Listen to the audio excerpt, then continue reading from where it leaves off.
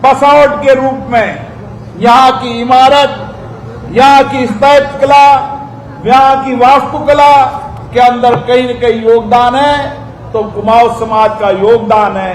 और उसमें वास्तुकार उस्ताद लालचंद जी का भी बहुत बड़ा मान और सम्मान है। शिल्प गणेश गोवाल हो, उस्ताद राम विलास मनेठिया जी हो, जागीरदार उस्ताद लक्ष्मी नारायण जी मनेठिया हो, और समाज के बहुत सारे लोग जिन्होंने अपनी मेहनत से, कठिन परिश्रम से, अपनी कला से इस जयपुर के जीवंत बनाने के अंदर बहुत बड़ा योगदान दिया है। और इसीलिए आज ये जयपुर की राजधानी, चाहे चित्रकला के अंदर हो, चाहे मूर्ति कला के रूप में हो, चाहे विविध कला के अंदर हो, इसकी पहचान है तो आप सब लोगों के शिल्पकारों के अंदर है। आज दुनिया भर के लोग और देश के लोग आते हैं मूर्तियां लेने, तो जयपुर की धरती पर आते हैं। जब मैंने जयपुर में अलग अलग चित्रकलाओं को देखा, मैंने संसद भवन के उस गेट को देखा, तो मैंने कहा चित्रकारी किसने की? कि राजस्थान के कुमाऊं समाज के लिए।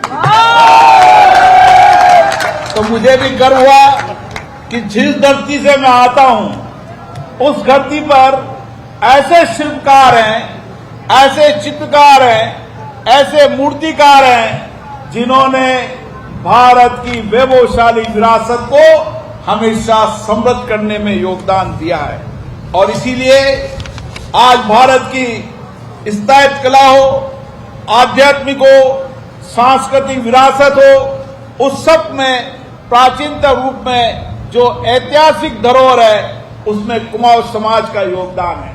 और इसीलिए चाहे राजस्थान आज पर्यटन नगरी हो, पर्यटन के रूप में हमारी ऐतिहासिक विरासत, इन कलाओं को देखने, यहाँ की समृद्ध विरासत को देखने दुनिया के लोग आते हैं। इसलिए आपके योगदान के कारण भारत के अंदर पर्यटन को समृद्धि मिली है और अर्थव्यवस्था को मजबूत करने में कहीं न कहीं आपका बहुत बड़ा योगदान है। इसके साथियों, आज कोई भी मंदिर में चले जाएं, उस मंदिर के अंदर चाहे चित्रकला हो, चाहे मूर्ति कला हो, उसमें कहीं न कहीं आपकी पसीने, आपकी मेहनत का कहीं न कहीं झलक आती है। और इसके कारण आज राजस्थान नहीं, देश के अंदर आपका नाम और वैभव हमेशा अमर रहेगा। अब समय बदल गया है, समय बदलाव की ओर है। समाज का मूल काम करते करते समाज ने कुछ प्रगति की है, लेकिन हमें और आगे बढ़ना है। हमें समाज को अगर आर्थिक सामाजिक रूप से मजबूत करना है तो हमें शिल्पकार के अंदर जहां आधुनिकता का काम भी करना होगा, वहां हमारी विरासत को भी जिंदा रहना होगा।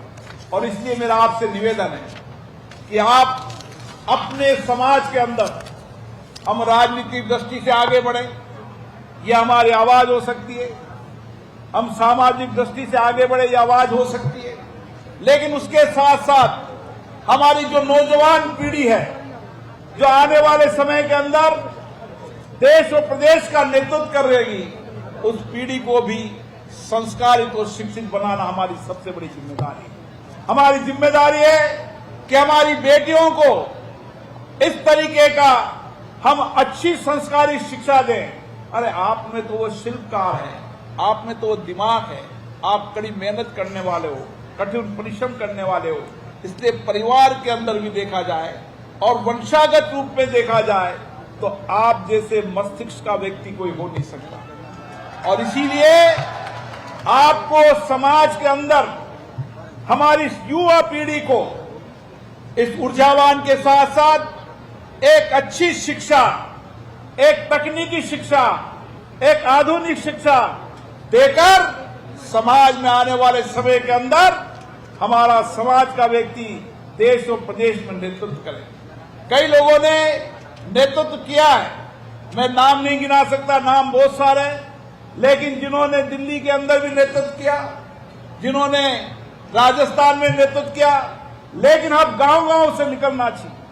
अभाव में रहने के बाद भी हमारे गांव का शिल्पकार बच्चा दुनिया में नेतृत्व करे, ये क्षमता हमें सामूहिक प्रयासों से पैदा करने की आवश्यकता है। और इसीलिए मैं आपसे निवेदन करना चाहता हूं कि हमारी कोशिश होनी चाहिए कि समाज के अंतिम पायदान में बैठे व्यक्ति के जीवन को हम कैसे बदल सकते हैं। और इसीलिए जब समाज में हम बैठते हैं, सामूहिकता के साथ बैठते हैं, मिलकर सामूहिकता के साथ निर्णय करते हैं, तो हम हमारे समाज में जो आर्थिक सामाजिक परिवर्तन लाने का प्रयास कर रहे हैं, इसके लिए भी हमें चर्चा संवाद करना चाहिए। लोकतंत्र हमारी ताकत रही है, लोकतंत्र हमारी विरासत रही है, लोकतंत्र हमारे जीवन की प्राचीनतम पद्धति रही है। इसीलिए तो कहते हैं भारत लोकतंत्र की जननी है। हमारा लोकतंत्र आजादी के बाद का लोकतंत्र नहीं है। हमारा लोकतंत्र महाभारत से लेकर तमाम युगों तक हमारा लोकतंत्र रहा, हमारे जीवन में लोकतंत्र रहा है। हमारे समाजों में, हमारे गांव में बैठकर हम जो चर्चा करते थे, बैठकर निर्णय करते थे, उस निर्णय चर्चा को समाज मानता था, गांव मानता था। और इसीलिए समय आ गया है। ये सामूहिक पंचायत करने का अर्थ हमारा ये होता है कि हमारी बुनियादी बातों को भी करें, लेकिन इसके साथ साथ समाज के पायदान के अंतिम व्यक्ति बैठे, उसके जीवन को कैसे बदल सकते हैं। हम हमारे प्रयासों से कई धर्मशालाएं बनाते हैं, कई विद्यालय बनाते हैं, कई चिकित्सालय बनाते हैं। यह आप सामाजिक कंट्रीब्यूशन आपका बहुत बड़ा है, सामाजिक योगदान बहुत बड़ा है। वो केवल आप समाज के लिए नहीं करते, आप संपूर्ण समाज के लिए करने का काम करते। ये हमेशा आपकी ताकत रही है। आप जब भी जिस गांव में रहते हो, जिस शहर में रहते हो, जिस मोहल्ले में रहते हो, आपको सब लोग क्यों मानते हैं कि आप सबको साथ लेकर चलते हो, आप सामूहिकता के साथ लेकर चलते हो, आप वसुदेव कुटुंबकम की संस्कृति को मानते हो। और इसीलिए सारा समाज भी आपके साथ रहता है। यह आपकी शक्ति और सामर्थ्य है।